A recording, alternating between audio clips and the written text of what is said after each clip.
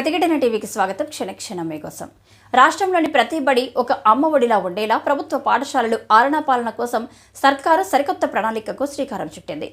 ఇందులో భాగంగా ప్రస్తుత విద్యా సంవత్సరం నుంచే అన్ని గ్రామాల్లో ప్రభుత్వ పాఠశాలల బాగోగులను పట్టించుకునే బాధ్యతను అక్కడి స్వయం సహాయక సంఘాలు మహిళలకు అప్పగించాలని ముఖ్యమంత్రి రేవంత్ రెడ్డి నిర్ణయించారు.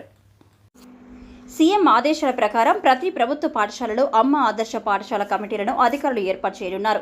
కమిటీలో ఆయా గ్రామాల మహిళా సంఘం అధ్యక్షులు, పాఠశాల ప్రధానోపాధ్యాయులు, ప్రతి తరగతి నుంచి 3 విద్యార్థుల తల్లులు సభ్యులుగా ఉంటారు.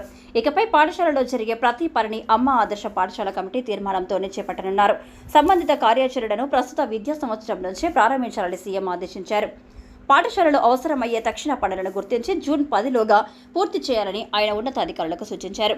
ప్రభుత్వ నిర్ణయం ప్రకారం 25,000 లోపు ఖర్చయ్యే పనులను అమ్మ ఆదర్శ పాఠశాలల కమిటీలే చేపడతాయి. అంతకు మించి 1,00,000 వరకు ఖర్చయ్యే పనులకు ఎంపీడీఓ, 1,00,000 దాటిన పనులకు జిల్లా కలెక్టర్ అనుమతితో చేపట్టాల్సి ఉంటుంది. పాఠశాలలో కిటికీలు, తలుపులు, ఎలక్ట్రిక్ స్విచ్ బోర్డులు, ఫ్యాన్లు, మరుగుదొడ్లు తాత్కాలిక మరమ్మతులను ఆయా కమిటీలు చేపట్టనున్నాయి. తద్వారా ప్రైవేటు బడులపై మోజును తగ్గించడమే కాక నాణ్యమైన విద్యనందించే ప్రభుత్వ పాఠశాలలో పిల్లలను చేర్పించడంలో స్వయం సహాయక సంఘాలు కీలక పాత్ర పోషిస్తాయని అంచనా వేస్తుంది.